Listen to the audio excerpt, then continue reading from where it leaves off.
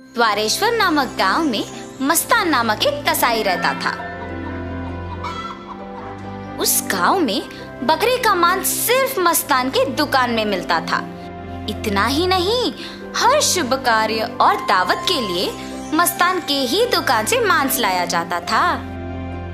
ऐसे एक दिन उस गांव के जमींदार का सेवक मस्तान की दुकान को आता है।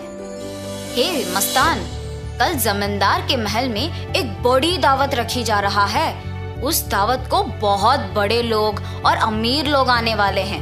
100 लोगों के लिए खाना बनवा रहे हैं। उसके लिए तुम्हें 15 किलो मांस ताजा काट के कल सुबह 6 बजे को महल लेके आना होगा।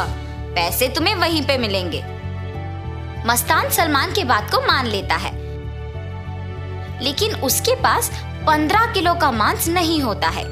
इसीलिए वो बकरी वाले के पास जाता है।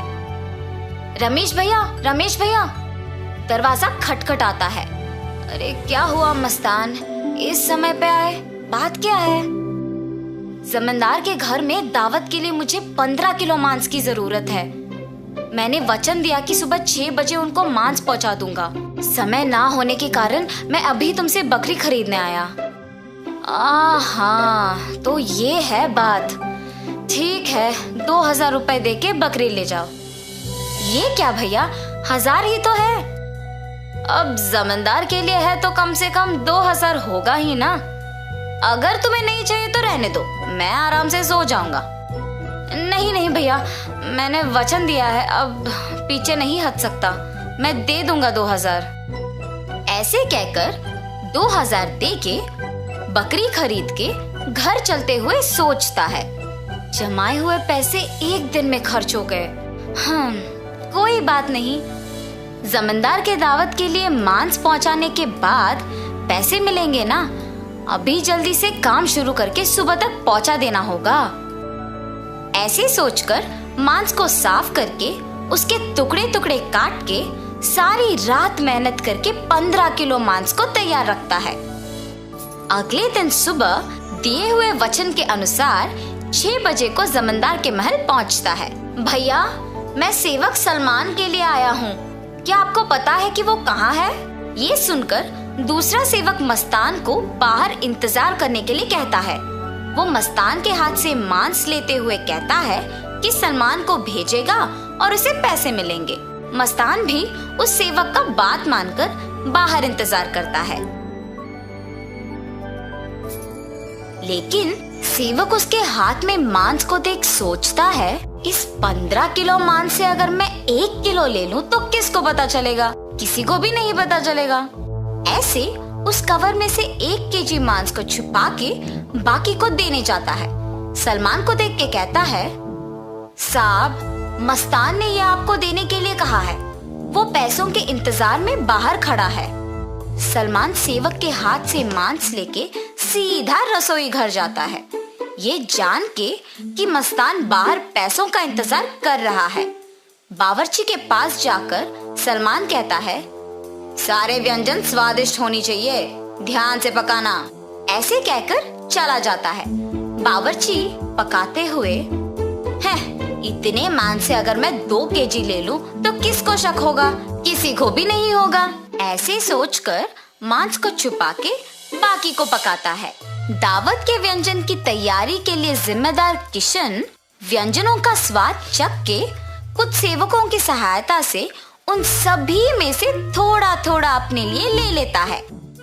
आए हुए मेहमान सारे दावत की खाना शुरू करते हैं और जल्द ही आपस में बात करना शुरू कर देते हैं। ये क्या, इतना अमीर और सम्मानित आदमी, अच्छा नाम है इनका, मगर खाने में कमी क्यों?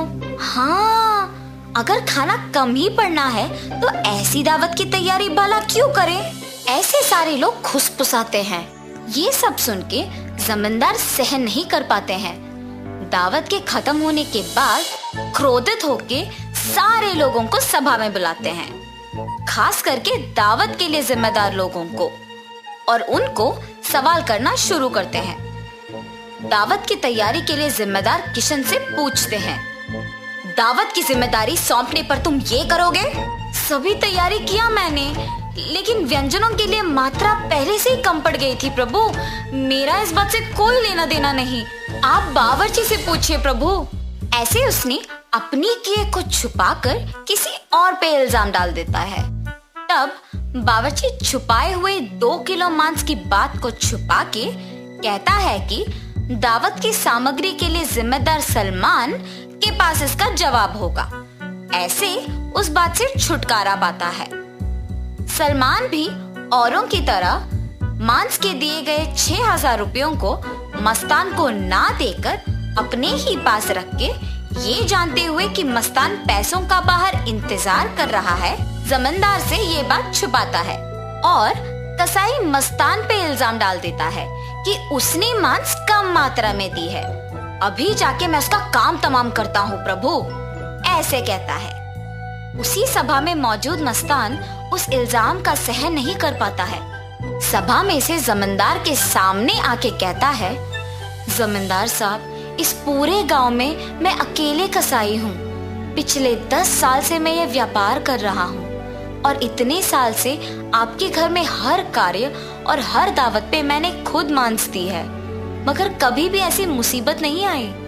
आपके घर में दावत का नाम सुनते ही 1000 की बकरी को 2000 में बेचते हैं। सुबह आके मैंने मांस को पहुंचा दिया और आपके सेवक सलमान ने मुझे मांस के पैसों के लिए सुबह से इंतजार करवाया।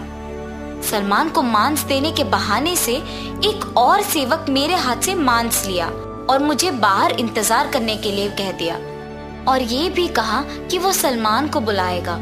उसके बाद इनमें से कोई भी मेरे पास नहीं आया। कृपया मेरा यकीन कीजिए प्रभु, आप ही की दया से जी रहा हूँ। मस्तान, मुझे तुम्हारे बारे में पता है, तुम फिक्र मत करो। सैनिकों, सलमान के कपड़े खोजो, देखो अगर 6,000 रुपए मिलते हैं। खोजने पर सलमान की जेब में 6,000 रुपए मिलते हैं। ऐसे उन सब में से सलमान पकड़ा जाता है। और इतना ही नहीं, किशन जिन सेवकों की सहायता से सभी व्यंजनों से थोड़ा अपने लिए ले लेता है, उनमें से एक सहायक जमींदार को सच कह देता है। बावर्ची का झूठ बैग में रखे मांस कोई सेवक को मिलने पर बाहर आ जाता है और पहला सेवक जिसने 1 किलो छुपा लिया, उसने डर के मारे अपनी गलती मान ली।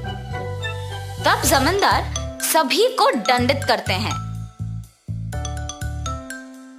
और मस्तान को उसके पैसे 6,000 दे देते हैं और ये भी कहते हैं कि वो मस्तान के लिए हमेशा रहेंगे।